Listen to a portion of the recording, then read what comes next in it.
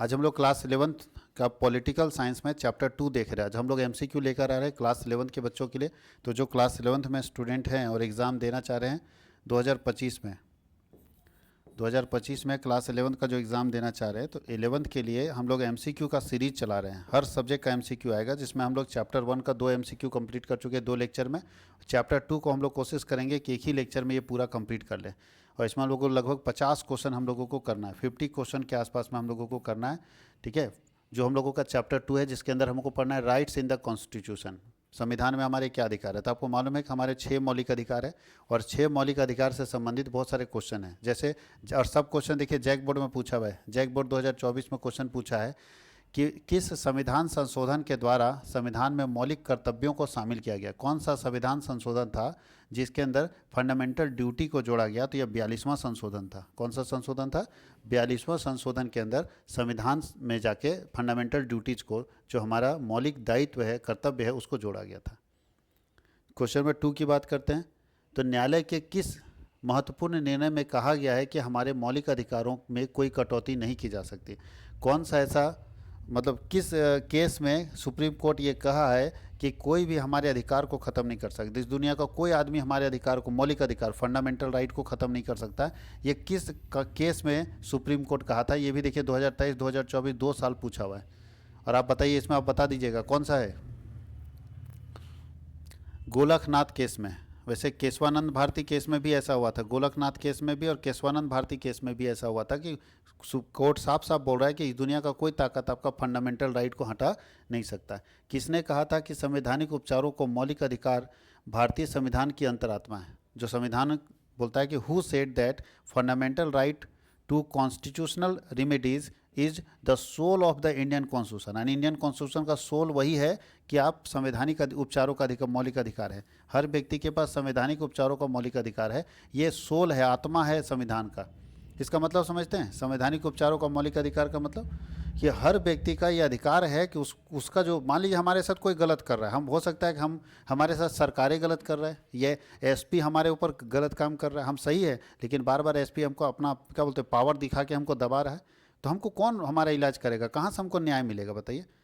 तो ऐसे में बोला जाता है कि आपका न्याय आपको संविधान के हिसाब से मिलेगा, क्योंकि आपका अधिकार है कि आपको न्याय मिलना चाहिए। तो जब आपका अधिकार है एक सही न्याय का, तो वो न्याय आपको संवैधानिक ढांचे से मिलेगा। तो ये कहने वाले कौन थे? ये कहने वाले थे डॉक्टर भीमराव अम्बेडकर, कि सबसे बड़ा जो काम है वो संवैधानिक उपचारों का अधिकार है। कि संविधान का काम है कि भैया अगर कहीं किसी तरह की परेशानी हो रही है तो उसका उपचार कर। देखिए, दो सब जैक में पूछा हुआ क्वेश्चन है, और ये सब इंपॉर्टेंट क्वेश्चन आपके लिए। जैक का जितना क्वेश्चन सब पढ़ लीजिए, इसके बाद कोई इंपॉर्टेंट का कोई सवाल ही नहीं, सब आएगा। संघ और संगठन बनाने का अधिकार किस प्रकार के का अधिकार है, बताइए। अगर आप कोई संघ बनाना चाहते हैं, यूनियन बनाना चाहते हैं, या कोई एसोसिएशन बनाना चाहते हैं, तो ये आपका कौन सा अधिकार है?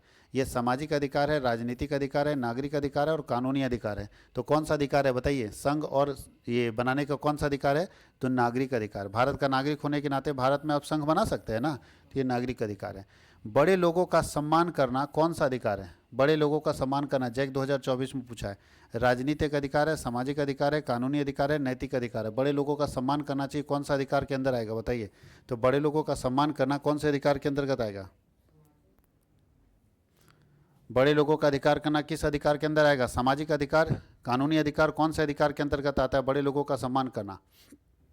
तो ये नैतिक अधिकार। सामाजिक नहीं, जरूरी नहीं कि आप समाज में नहीं भी कीजिएगा तो क्या दिक्कत, लेकिन वह बोलता है कि तुम्हारा मोरल क्या है जी, तुम्हारा नीति क्या कहता है। तो नीति ये कहता है कि हमको अपने बड़ों का सम्मान करना चाहिए, तो नैतिक अधिकार है। अरे कोई अधिकार नहीं है संविधान में दिया हुआ, लेकिन फिर भी हम लोग करते हैं। अगला 2023 में पूछा है, what type of right is right to टू वर्क। काम का अधिकार किस तरह का अधिकार है? काम का अधिकार आपका कौन सा अधिकार है? राजनीतिक अधिकार? नहीं, राजनीतिक अधिकार काम का अधिकार नहीं हो सकता। तो बताइए काम का अधिकार कौन सा टाइप का अधिकार होगा इसमें, बताइए। कानूनी अधिकार ना, कानून में कहीं नहीं है। आर्थिक अधिकार नहीं, मौलिक अधिकार, फंडामेंटल राइट है कि हम काम कर सकते हैं।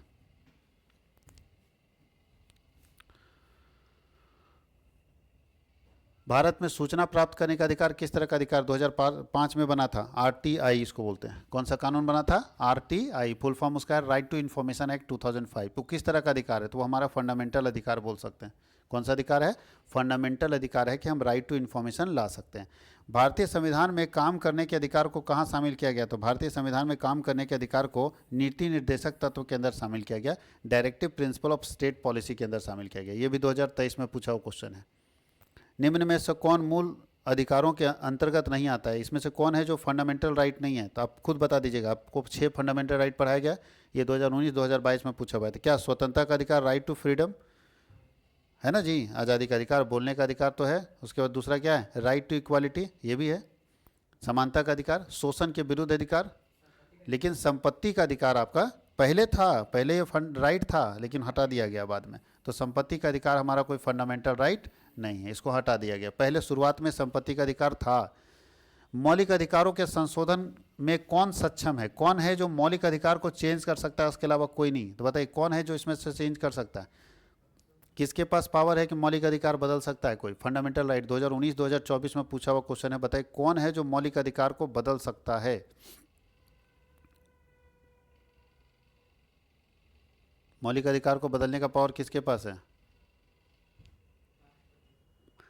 सिर्फ सुप्रीम कोर्ट। ध्यान रखिएगा, लोकसभा नहीं बदल सकता, लोकसभा के पास पावर नहीं, राष्ट्रपति के पास भी पावर नहीं है।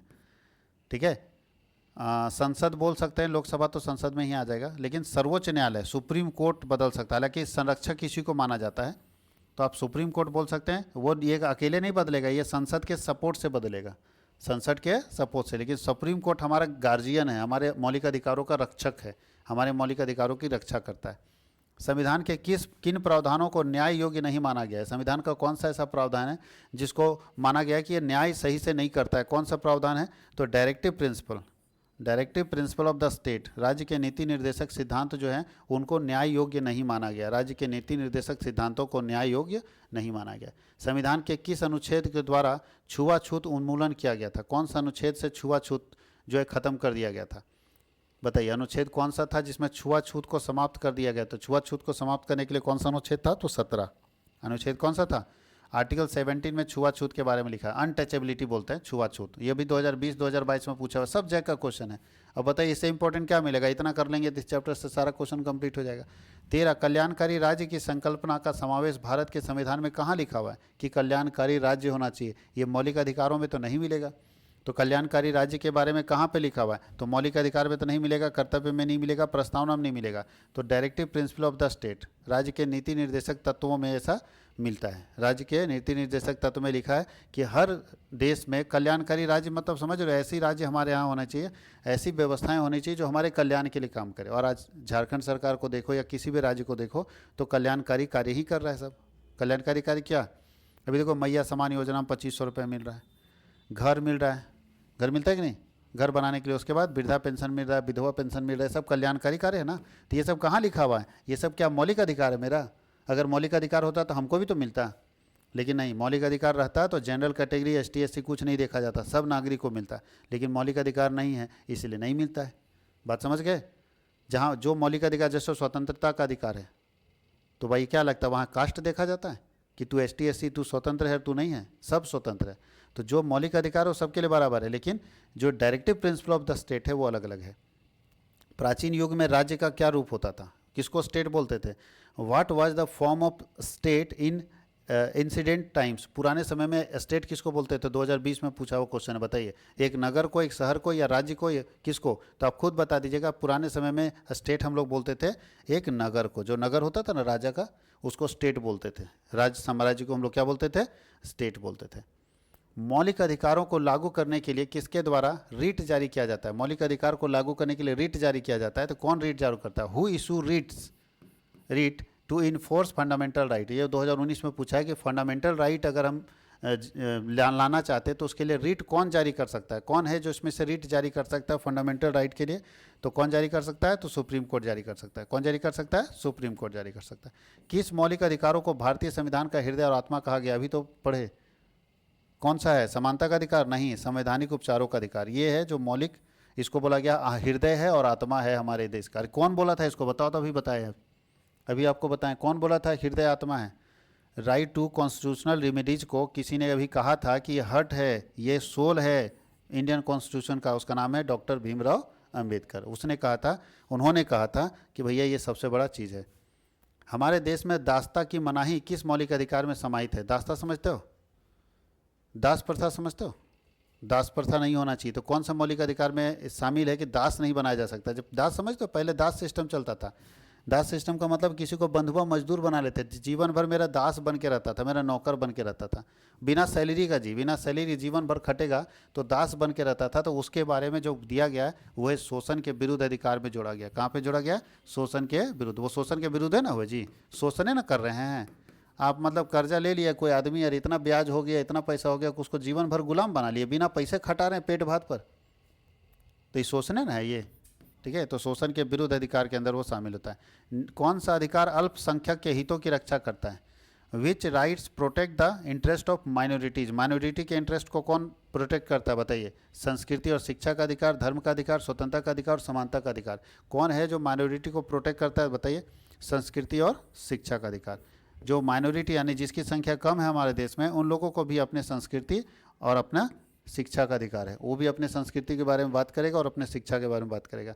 राज्य के नीति निर्देशक सिद्धांतों को किसने भारत में सामाजिक और आर्थिक लोकतंत्र की घोषणा पत्र कहा? कौन बोलता है? Who called the directive principle of the state policy the manifesto of social and economic democracy in India? किसने कहा था कि ये सोशल और इकोनॉमिक डेमोक्रेसी है? Directive principle of the state किसने कहा था इसको कि ये भैया ये हमारे यहाँ जो है लोकतंत्र का घोषणा पत्र है? ये कहने वाले कौन थे बताइए? ये कहने वाले थे भीमराव अंबेडकर। किसने कहा था? भीमराव अंबेडकर ने। देश की रक्षा करना किस कोटि में आता है बताइए? देश की रक्षा आपको करना चाहिए। मान लिया हमारे देश पर कोई आँच आएगा तो आगे आएंगे ना जी। तो देश की रक्षा करना हमारा कौन सा अधिकार है? मौलिक अधिकार है कि मौलिक कर्तव्य है? तो मौलिक कर्तव्य, कर्तव्य है ना देश की रक्षा करना। भैया भी जिस देश में रहते हो उस देश की रक्षा कीजिएगा ना, आपकी कर्तव्य है आपका। नागरिकों की मौलिक स्वतंत्रता पर प्रतिबंध लगाए जा सकते हैं। नागरिकों के मौलिक स्वतंत्रताओं पर प्रतिबंध लगाए जा सकते हैं, किंतु उसके औचित्यकरण का निर्धारण कौन कर सकता है? यानी restriction can be imposed on the fundamental freedoms of citizens but who can determine their jurisdiction? कौन इसको तय कर सकता है कि मौलिक अधिकार पर प्रतिबंध लगा सकते हैं? आप देखिएगा इमरजेंसी इसको बोलते हैं। इसको क्या बोलते हैं? और कब आया था इमरजेंसी? 1975 नहीं 72 73 में आया था। मतलब मान लो 75 का इमरजेंसी, और क्या 1975 से पहले इमरजेंसी आया था। इमरजेंसी लग जाता है जहाँ पे आपके मौलिक अधिकार खत्म हो जाते हैं। तो कौन इसको कर सकता है? मौलिक अधिकार को समाप्त कौन कर सकता है बताइए? तो एक ही है न्यायपालिका, जिसको सुप्रीम कोर्ट बोलते हैं। कोई दिक्कत है? और अगर राष्ट्रपति चाहेंगे तो आपके मौलिक अधिकार खत्म हो जाएंगे, जैसा कि इमरजेंसी में हुआ था, लेकिन उसके बाद उसको बदल दिया गया। इमरजेंसी में हमारे मौलिक अधिकार को खत्म करने का अधिकार राष्ट्रपति के पास था। राष्ट्रपति इमरजेंसी का परमिशन दे दिया तो इमरजेंसी लग गया, लेकिन उसके बाद उसको खत्म कर दिया गया।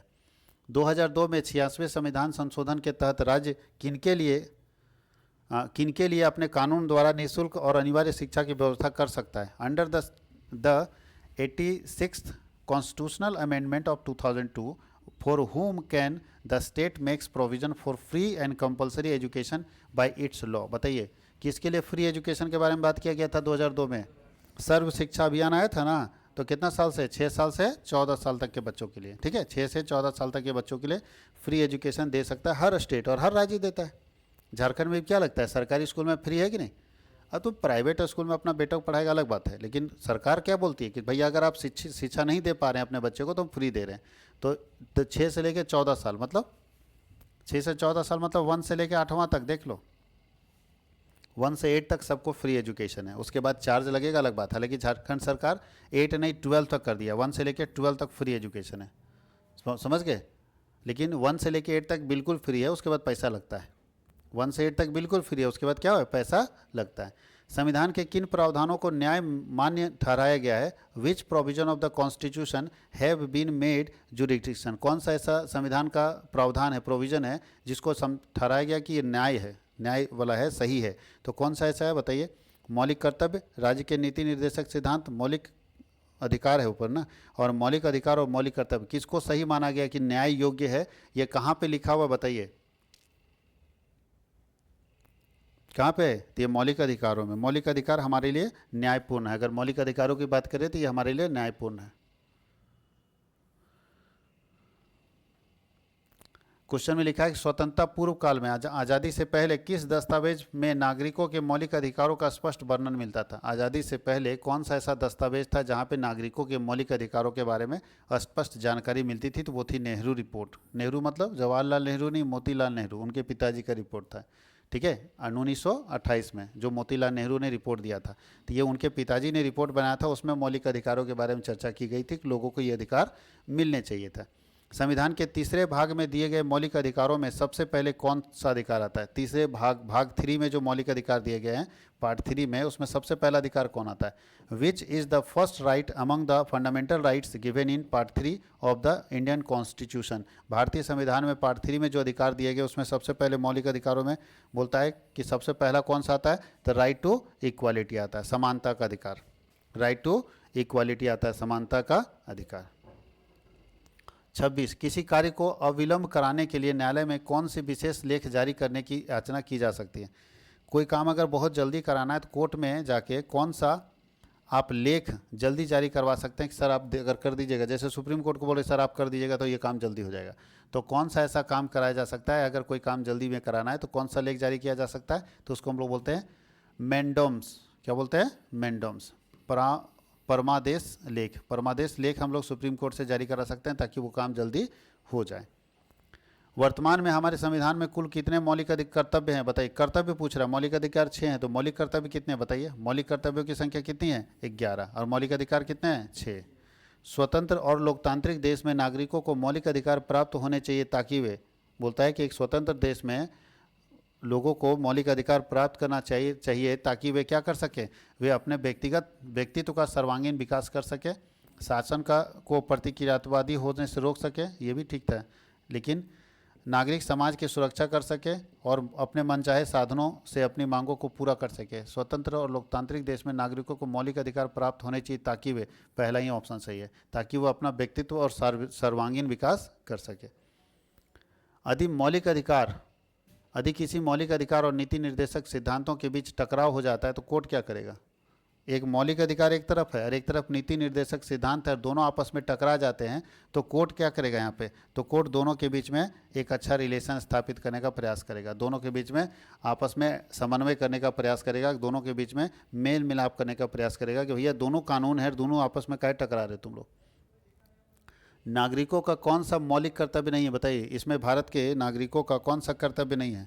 अगर आप भारत में रहते हैं तो आपका कुछ कर्तव्य भी तो है, तो इसमें से कौन सा आपका कर्तव्य नहीं है बताइए? राष्ट्रीय आंदोलन के नेताओं के आदेशों पर चले, ये तो कर्तव्य ठीक है। दूसरा, सत्यनिष्ठा से अपने करों का भुगतान करें, पे दियर टैक्सेस ऑन ऑनेस्टली, ये तो है जी। कहाँ चल,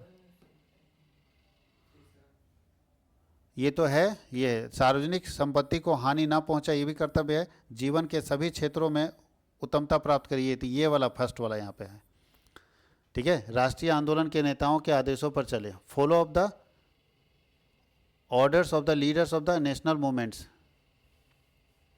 जीवन के सभी क्षेत्रों में उत्तमता, स्ट्रीप फॉर, नहीं ये ठीक है, ये तो अगर हम मान ले देश के लोगों के चले थे तो डी ऑप्शन यहाँ पे गलत हो जाएगा, डी नहीं है, ठीक है। यहाँ पे कौन सा ऑप्शन हो जाएगा? D option. अनुच्छेद 19 के तहत नागरिकों को मौलिक स्वतंत्रता में कौन शामिल नहीं है? इसमें से कौन सा मौलिक स्वतंत्रता में शामिल नहीं है? कौन है जो मौलिक स्वतंत्रता नहीं कहा जा सकता है किसको?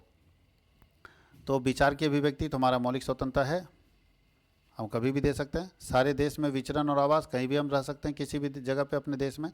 संपत्ति का रखना, खरीदना, बेचना, ये भी ठीक है। अब कोई कारोबार या धंधा करना तो 19, अच्छा आर्टिकल 19 के तहत ये वाला नहीं है, संपत्ति को खरीदना और बेचना, बाकी है, ठीक है। मौलिक अधिकारों का व्यापक अध्ययन यह बताता है कि हमारे मौलिक अधिकार वे हैं, मौलिक अधिकारों का अगर हम अध्ययन करते हैं तो बताता है कि हमारे मौलिक अधिकार वे हैं जो संविधान के तीसरे भाग में लिखे हैं तथा जो सर्वोच्च न्यायालय के व्याख्यानुसार वर्णित अधिकारों में निहित है। ठीक लग रहा है। दूसरा, जो अति महत्वपूर्ण है और जिन्हें भारत सरकार ने मौलिक अधिकारों का दर्जा भी दिया है, ये भी ठीक ठाक है। तीसरा क्या है? जो संसद के बनाए किसी साधारण कानून की देन है। बताइए, संसद का खाली साधारण कानून का देन है। और तीसरा है जो असंशोधनीय है, मतलब जिसको आप संशोधित नहीं कर सकते हैं। तो पूछ रहा है कि इसमें से बताता है कि मौलिक अधिकार वे हैं जो, तो ये तो तीनों ठीक है। मौलिक अधिकार, अच्छा व्यापक अध्ययन, अगर बड़े पैमाने पर अध्ययन करते हैं तो अब क्या बताता है, तो व्यापक अध्ययन ये फर्स्ट वाला ही बताता है, 32 का फर्स्ट होगा, क्योंकि मौलिक अधिकार वे अधिकार हैं जो संविधान के तीसरे भाग में लिखे हैं, पर जिसको कौन बनाता है, सर्वोच्च न्यायालय उसका व्याख्या करता है और उसको बनाता है। संपत्ति का अधिकार निम्न में से किस वर्ग में आता है? संपत्ति का अधिकार आपका कौन सा अधिकार है? पहले मौलिक अधिकार होता था लेकिन अब मौलिक अधिकार नहीं है, तो किस तरह का अधिकार है? संपत्ति अगर हमको रखने का अधिकार है तो क्या मेरा मौलिक अधिकार है? फंडामेंटल राइट नहीं। क्या नेचुरल राइट है? नहीं। ह्यूमन राइट है? नहीं। कौन सा? लीगल राइट है। कौन सा राइट है? Legal right. भारतीय संविधान में मौलिक अधिकारों का उल्लेख करते हुए निम्न में से किस देश का अनुसरण किया गया था? यानी मौलिक अधिकार हम कौन से देश से लाए थे? मौलिक अधिकार का कॉन्सेप्ट हम कौन से देश से लाए थे बताइए? तो अमेरिका से। कहाँ से लाए थे? फंडामेंटल राइट हम लोग कौन से देश से लाए हैं? अमेरिका से। राज्य के नीति निर्देशक सिद्धांतों का क्षेत्र क्या है? The scope of the directive principle of the state. राज्य के नीति निर्देशक सिद्धांतों का जो क्षेत्र है, स्कोप है, वो बड़ा है, छोटा, कम है, कमज़ोर है और बहुत खराब है। तो याद रखना, राज्य के नीति निर्देशक सिद्धांतों का जो स्कोप है, क्षेत्र है, वो क्या होना चाहिए?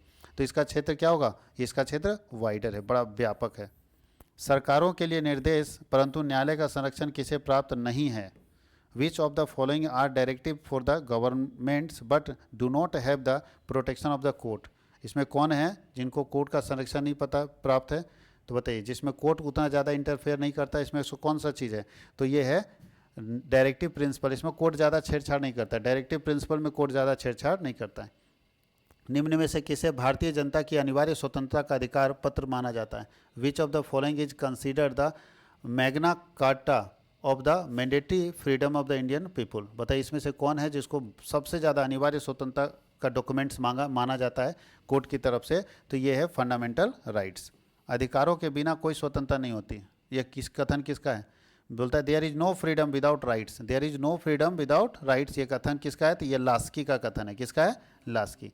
किसने कहा आप चाहे कितने ऊंचे क्यों ना हो लेकिन कानून आपके ऊपर है?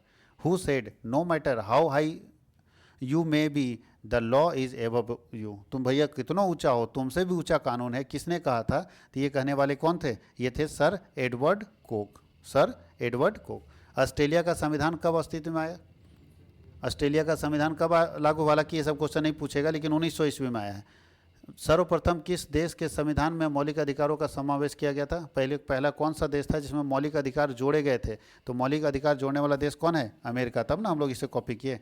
सोवियत संविधान में मौलिक अधिकारों और कर्तव्यों का समावेश कब किया गया? सोवियत जो कानून है, उनका संविधान जो है, उसमें मौलिक अधिकार कब जोड़े गए? तो सोवियत कानून में मौलिक अधिकार जोड़ा गया था 1936 में। मोहम्मद अली जिन्ना ने किस वर्ष में अपना 14 सूत्रीय कार्यक्रम प्रस्तुत किया था? मोहम्मद अली जिन्ना ने अपना 14 सूत्रीय कार्यक्रम कब प्रस्तुत किया था? 1929 में। निम्न में से किस शासन व्यवस्था में नागरिकों के अधिकार सुरक्षित नहीं है? कौन सा ऐसा शासन है जहां पे नागरिक अधिकार सुरक्षित नहीं है? बताइए।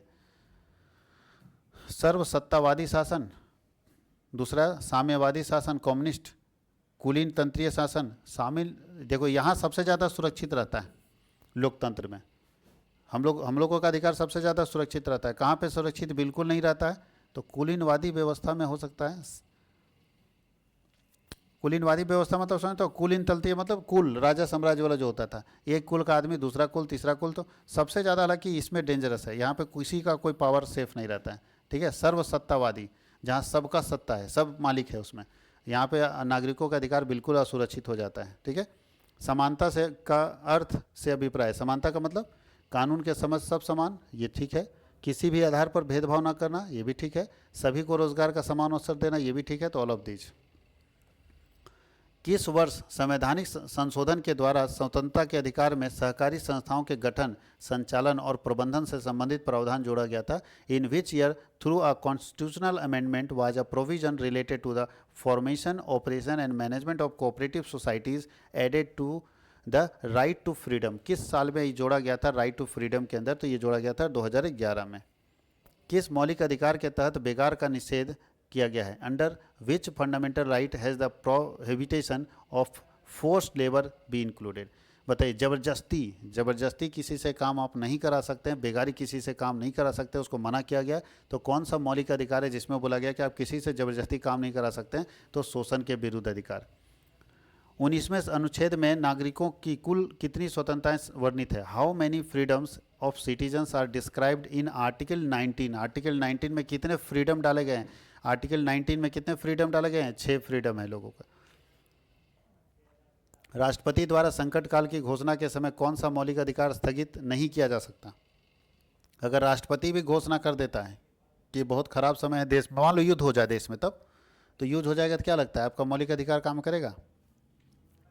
अब तुम बोलोगे सर मेरा मौलिक अधिकार, हम कहीं भी जा सकते हैं, हम चल जाएंगे बॉर्डर पर, सर हम बॉर्डर पर जाना चाहते हैं। युद्ध हो रहा है, तुमको बॉर्डर पर जाने देगा कोई? बोले नहीं सर, हम तो हमारा पत्नी घूमना चाह रही है, हम जाकर बॉर्डर दिखाएंगे। अरे मान लो इंडिया और चाइना का युद्ध हो रहा है, तो बॉर्डर पर तुम लोग बीवी के साथ भेज देगा, गोली वोली लग जाएगा तो क्या करेगा फिर वहाँ? तो बोलोगे मेरा मौलिक अधिकार है, हमको कोई घूमने से नहीं रोक सकता भारत की ज़मीन पर। भैया यहाँ युद्ध चल रहा है, जब युद्ध चलता है तो मौलिक अधिकार खत्म हो जाते हैं, मालूम होना चाहिए। ठीक है, युद्ध चलते हैं तो आपका मौलिक अधिकार क्या होगा? खत्म। सरकार जैसे कोरोना में बताओ मौलिक अधिकार खत्म हो नहीं हुआ था, आपको पुलिस इन्हें उन्हें जाने से रोक दे रहा था, तब बोलोगे मेरा मौलिक अधिकार है, हमको क्यों रोकेगा कोई? मेरा अधिकार है, हम बिना मास्क का घूमेंगे, तो भी पुलिस मार रहा था, क्योंकि आपके मौलिक अधिकार जब इमरजेंसी सिचुएशन होता है तो खत्म हो जाते हैं, उसके बाद सिर्फ सरकार का अधिकार चलता है। समझ में आया? इमरजेंसी सिचुएशन में सारे मौलिक अधिकार क्या होते हैं? खत्म। तो वही बोला है कि राष्ट्रपति जब संकट काल की घोषणा करता है तो कौन सा मौलिक अधिकार को रोका नहीं जा सकता, मतलब सारा मौलिक अधिकार खत्म होगा, लेकिन एक ऐसा मौलिक अधिकार है जिसको खत्म नहीं किया जा सकता, तो वो मौलिक अधिकार है अनुच्छेद 20 और 21 में वर्णित, जिसको बोलते हैं जीवन जीने का अधिकार। कोई जीने का अधिकार खत्म कर लेगा क्या? सब अधिकार खत्म कर देगा, हम स्वतंत्रता का अधिकार खत्म कर देगा, समानता का अधिकार खत्म कर देगा, लेकिन जीवन और व्यक्तिगत स्वतंत्रता का अधिकार तो रहेगा ना। अरे हम खुद जिंदा रह सकते हैं ना भाई, हम स्वतंत्र रह सकते हैं ना, हमको कोई जेल में नहीं ना डाल सकता। ये चीज़ें आप सर्वोच्च न्यायालय ने किस केस में यह व्यवस्था निश्चित की कि मुआवजे का उपयुक्त होना उस समय के बाजार भाव द्वारा निश्चित, मतलब अगर कोई केस उस होता है, मान लो 1970 में कोई केस हुआ और फैसला आया 2024 में, और 1970 में केस हुआ था 3 लाख रुपए का, तो आज 2024 में फैसला आया तो 3 लाख मिलेगा, या आज का जो मार्केट में वो उसका कीमत होगा मतलब 3 लाख रुपया 1970 में जो वैल्यू था उसका आज मार्केट में जो वैल्यू है वही मिलेगा या 3 लाख मिलेगा? तो सुप्रीम कोर्ट बोलता है नहीं, जिस समय फैसला आएगा उस समय जो मार्केट वैल्यू उसका होगा वो मिलेगा। नहीं सोचो 1970 में 3 लाख जिसके पास होता तो बहुत रईस होता था ना, हो सकता है उसका वैल्यू 3 करोड़ हो तो आपको 3 करोड़ देना पड़ेगा। तो ये कौन सा केस था, किसका केस में फैसला दिया गया था? तो ये फैसला दिया गया था बेला बनर्जी केस में। किस केस में दिया गया था? बेला बनर्जी केस में। चलिए अब हम लोग संपत्ति के अधिकार को मौलिक अधिकार के अध्याय से कब निकाला गया है, क्यों निकाला गया, क्यों निकाला गया संपत्ति के अधिकार को? Why was the right to property removed from the chapter of fundamental right? Fundamental right से इसको रिमूव कब कर दिया गया, बताइए कब निकाला गया है? तो ये निकाला गया है, यह अधिकार सरकार और न्यायपालिका के बीच बार बार टकराव का कारण बन जा रहा था, सरकार और कोर्ट दोनों लड़ जा रहा था, इसलिए उसको हटा दिया गया। संविधान के किस भाग में नीति निर्देशक तत्वों का उल्लेख किया गया है? In which part of the constitution are the directive principles mentioned? कौन से पार्ट में डायरेक्टिव प्रिंसिपल मेंशन्ड है? तो चौथे पार्ट में है। संविधान के किस अनुच्छेद में मौलिक कर्तव्य वर्णित है? In which articles of the constitution are the fundamental duties described? कौन से? तो फंडामेंटल ड्यूटी डिस्क्राइब है 51A में। किस केस में न्यायालय ने यह निर्णय दिया कि यदि कोई व्यक्ति अपने विचार अभिव्यक्त करने विदेश जाता है तो उसके पासपोर्ट जब्त नहीं किया जा सकता, क्योंकि विचारों की अभिव्यक्ति नागरिकों का मौलिक अधिकार है? In which case did the court rule that if a person goes abroad to express his views his passport can not be, ठीक है, forfeited because the expression of views is a fundamental right of the citizen? किसके case में ऐसा हुआ था? तो ऐसा हुआ था मेनका गांधी के केस में। मेनका गांधी, ठीक है, सोनिया गांधी की क्या है? गोइतनी है बोलता है, सोनिया गांधी की अपनी गोइतनी है ये, ठीक है। और ये जब बाहर जा रही थी अपनी बात को रखने के लिए तो कांग्रेस इसके पासपोर्ट को जब्त कर लिया था, तो केस कर दी थी। तो वही केस में ये डिसीजन आया था कि भाई कोई अगर विदेश जाना चाहता है और विदेश में अपनी बात को रखना चाहता है तो उसके पासपोर्ट को आप जब्त कैसे कर सकते हैं? तो ये हम लोग चैप्टर 2 कंप्लीट कर लिए। चैप्टर 3 में हम लोग पढ़ना है इलेक्शन एंड रिप्रेजेंटेशन, चुनाव के बारे में हम लोगों को पढ़ना है। तो इसमें भी हम लोग MCQ अच्छा खासा कंप्लीट करेंगे। एक वीडियो में हम लोग 40 से 50 MCQ अगर करते चले जाते हैं चैप्टर वाइज तो इससे बाहर आने का कोई चांस नहीं, और सबका सब जैक का क्वेश्चन है। तो जैक का क्वेश्चन जितना भी है जरूर पढ़िएगा।